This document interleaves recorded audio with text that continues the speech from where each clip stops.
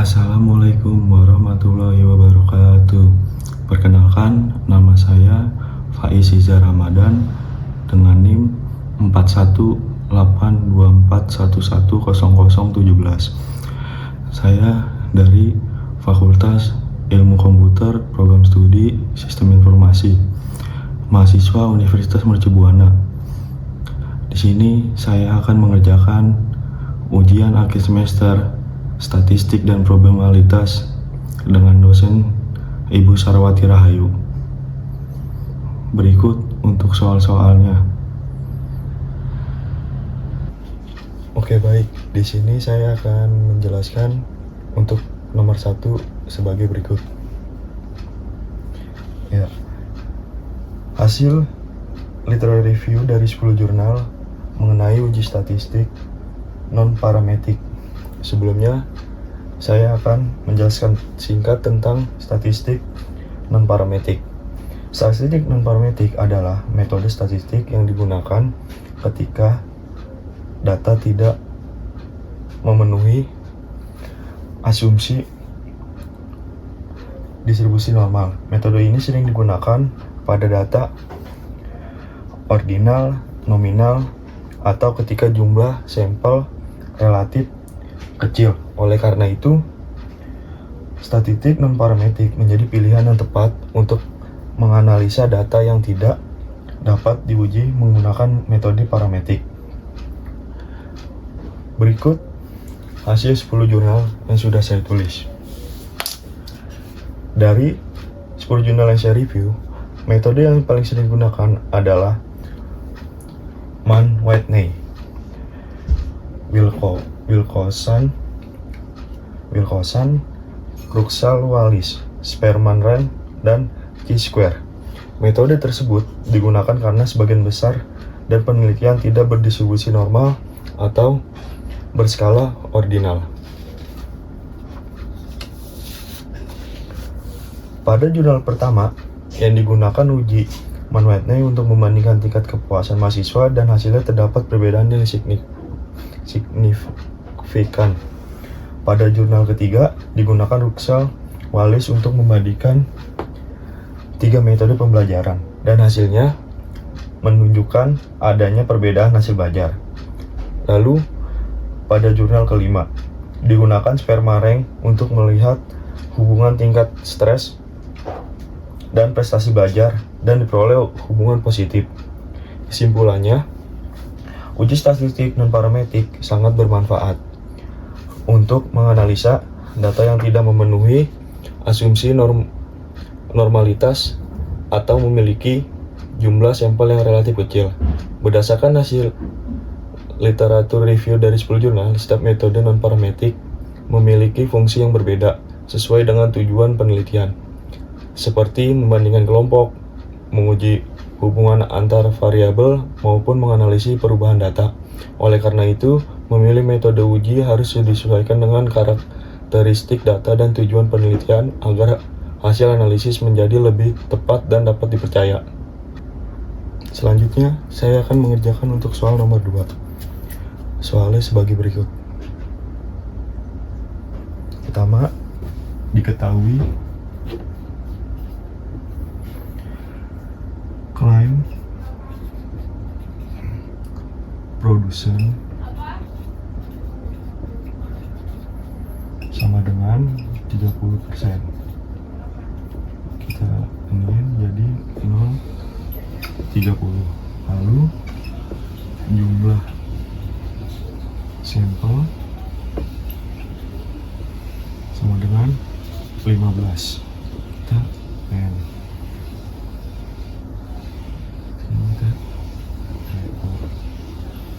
Lalu mengalami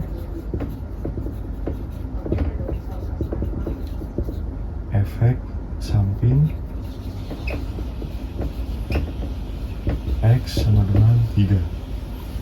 Lalu A sama dengan 0,05. Selanjutnya hipotesis HO bagi P sama dengan 0,30. Lalu H1 bagi P 0,03. Selanjutnya kita ke proporsi sampel, yang dimana P sama dengan 3/15 sama dengan 0,20. Lalu kita hitung peluang. Karena sampel kecil, kita gunakan uji binomial. Selanjutnya kita hitung peluang P. Sebentar.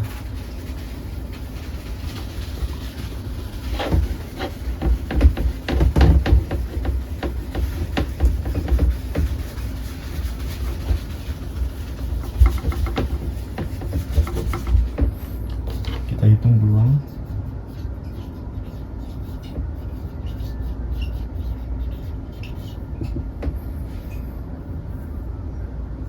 P dalam kurung X kecil kuadrat sama dengan 0, lalu 3, 15 per X dalam kurung lagi 3, 0,7, 15. Untuk selanjutnya hasilnya adalah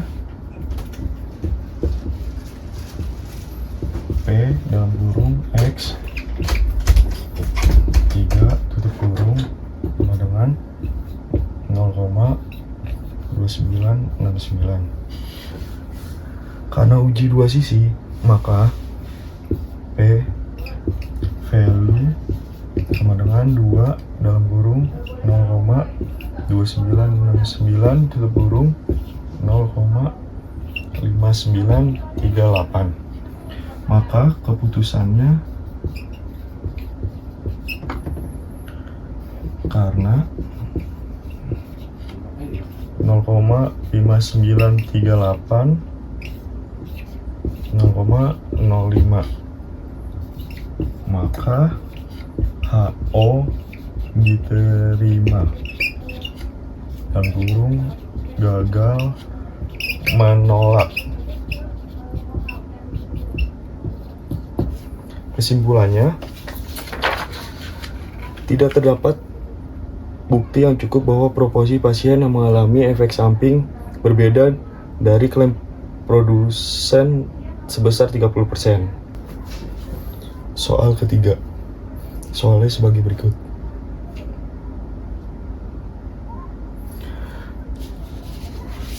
Pertama-tama adalah ujiran.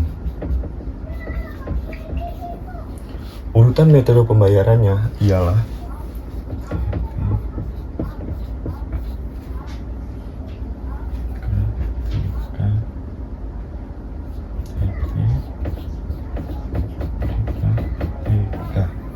keterangannya adalah T sama dengan tunai, K sama dengan kartu. Taraf signifikansi ialah A 0,05. Lalu cara pertama hipotesis, yang dimana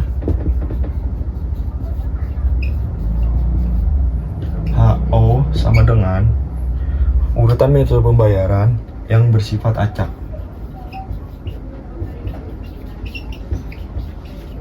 Lalu H1 sama dengan urutan metode pembayaran yang tidak acak. Lalu kita menentukan banyak ran.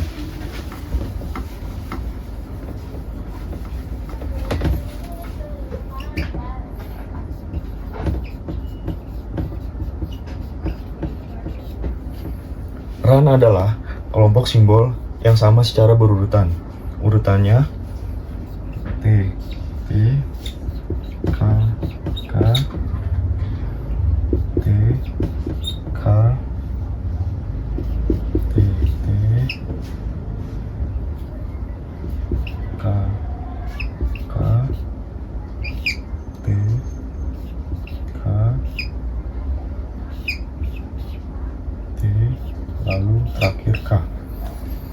Jumlaran adalah jumlah masing-masing simbol. Tunai sama dengan 7, lalu kartu sama dengan 8. Untuk selanjutnya,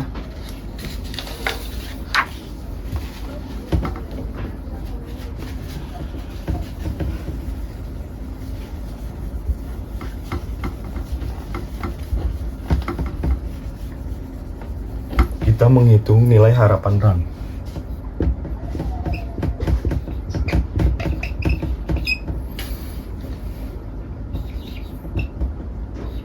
R sama dengan 2N1 N2 bagi N1 tambah N2 tambah 1 sama dengan 2 dalam kurung 7 2 tutup kurung dalam kurung 8 bagi 15 tambah 1 sama dengan 112 bagi 15 tambah 1, maka hasilnya sama dengan 8,47. Setelah itu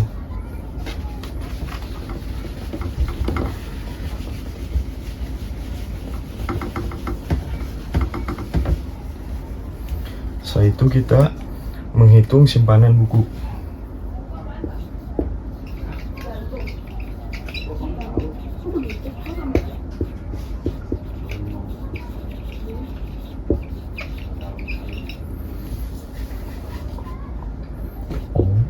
R sama dengan 2N1 N2 dalam kurung 2N1 N2 kurang N1 N2 tutup kurung bagi ketutup buka kurung N1 tambah N2 tutup kurung 2 N1 tambah N2 sama dengan 112 dalam kurung 97 bagi 225 dalam kurung 14 sama dengan 1,86.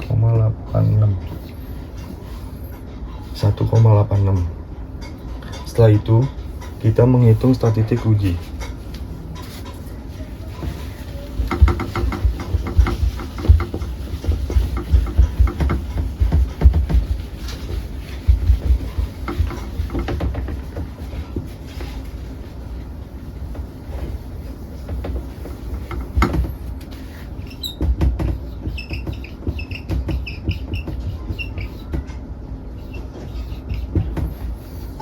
Statistik ujinya ialah Z sama dengan R kurang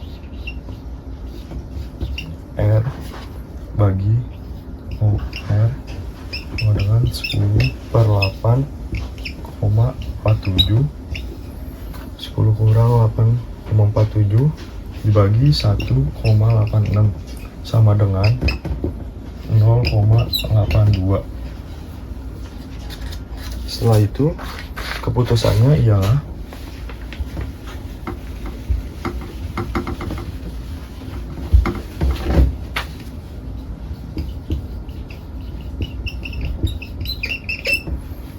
nilai kritis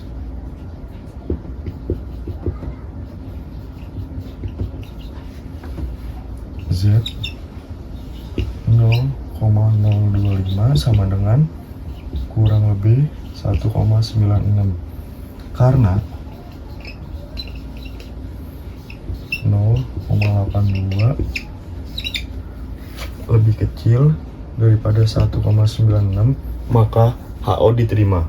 Kesimpulannya, urutan metode pembayaran pelanggan bersifat acak atau random. Kita lanjut ke nomor 4, yang dimana soalnya sebagai berikut. Diketahui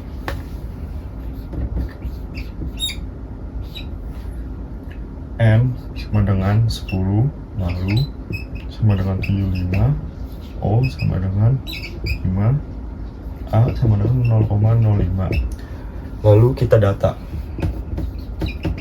yang dimana 68, 72, 75, 78, 80, 74, 70, 82, 76, lalu 73. Lalu cara kedua, hipotesisnya. HO, data berasal dari populasi yang berdistribusi normal. Lalu H1, data tidak berasal dari populasi yang berdistribusi normal. Cara ketiga, kita urutkan datanya.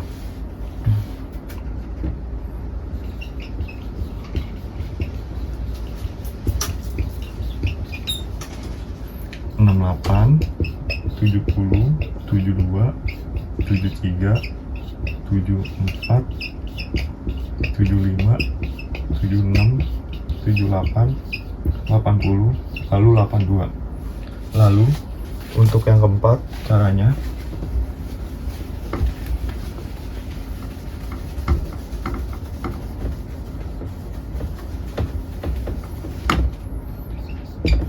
buat tabel perhitungan. Untuk tabelnya saya akan munculkan.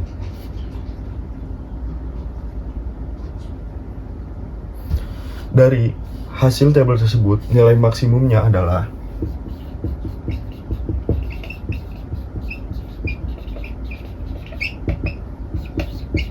dihitung sama dengan 0,1207. Lalu kelima, nilai kritis, yang dimana untuk N sama dengan 10 dan A sama dengan 0,05. Lalu D, table 0,409. Keputusannya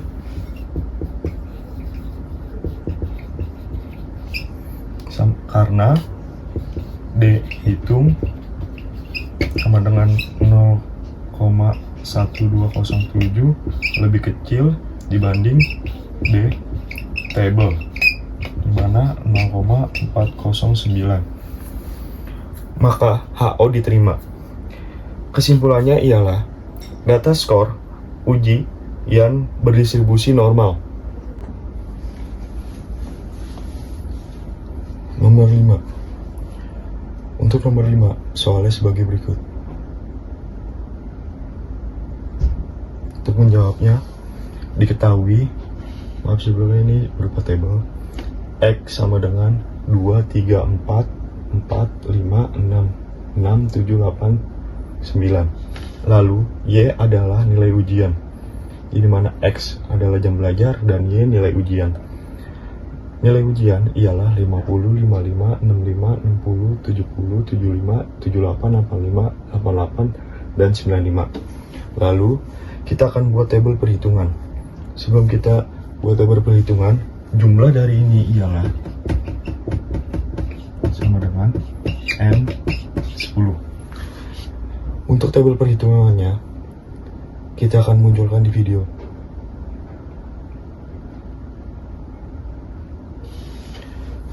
Dari hasil jumlah tabel perhitungan ialah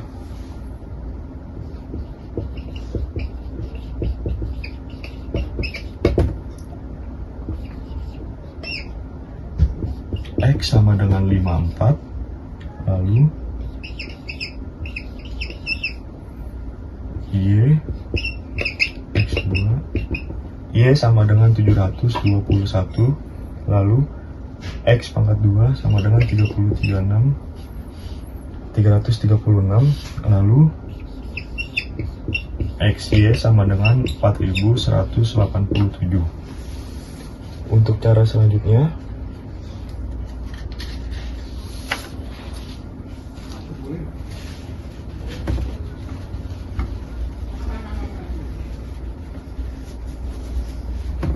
menghitung koefisien regresi, yang dimana nilai B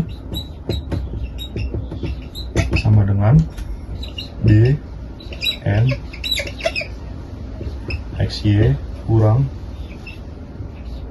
X Y bagi N X2 kurang X2 sama dengan 10 4187 dalam kurung kurang 54 721 bagi 10 336 kurang 54 pangkat 2 sama dengan 2896 dibagi 444, maka hasil B adalah 6,52. Untuk selanjutnya kita akan mencari nilai A.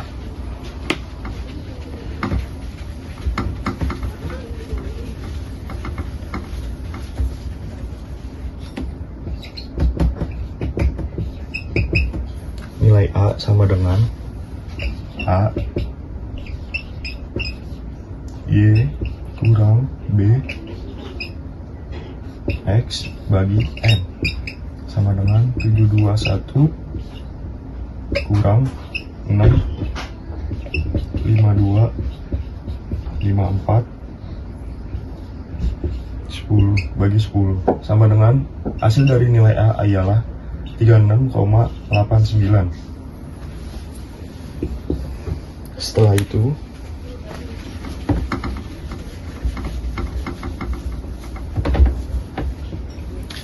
kita ke nomor 3, cara ketiga, persamaan regresi, yang dimana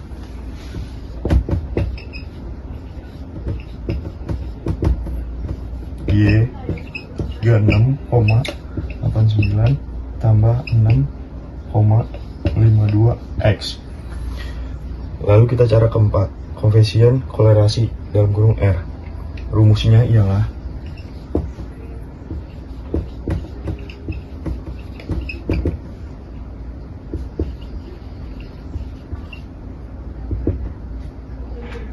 R sama dengan N X Y kurang X Y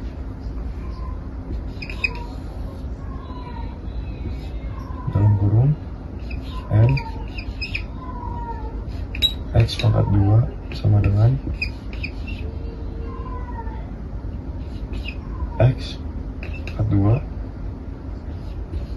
tutup kurung, lalu buka kurung N Y pangkat 2 kurang Y tutup kurung pangkat 2, maka hasilnya ialah R 0,989. Artinya hubungan sangat kuat dan positif. Untuk selanjutnya, koefisien definisi.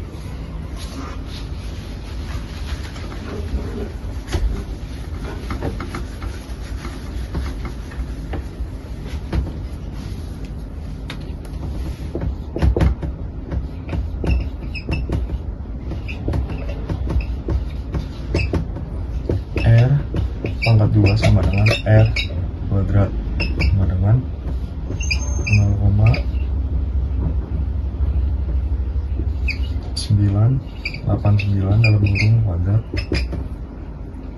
sama dengan 0,978. Lalu hasilnya 97,8%. Artinya 97,8% variasi nilai ujian dipengaruhi oleh lama belajar, sedangkan 2,2% dipengaruhi oleh faktor lain. Lalu kita yang keenam, prediksi nilai ujian.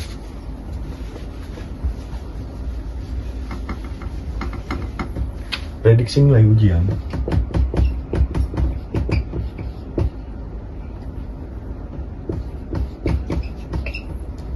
jika X sama dengan 10, maka Y sama dengan 36,89 tambah 6,52 dalam kurung 10 sama dengan Y 102,0,9.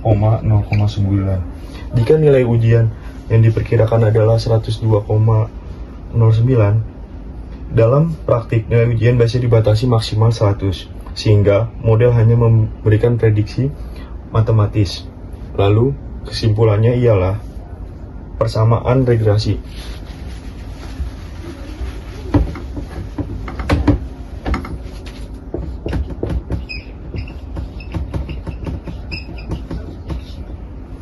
Kesimpulan, persamaan regresi sama dengan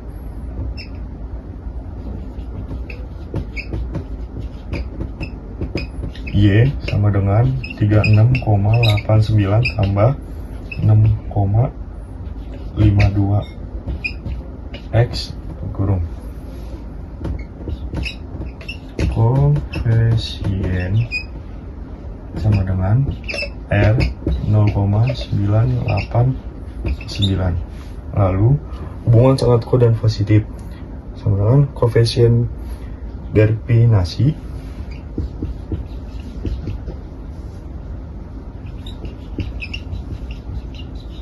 ialah 97,8%. Prediksi nilai siswa yang belajar 10 jam per minggu adalah sekitar 102,09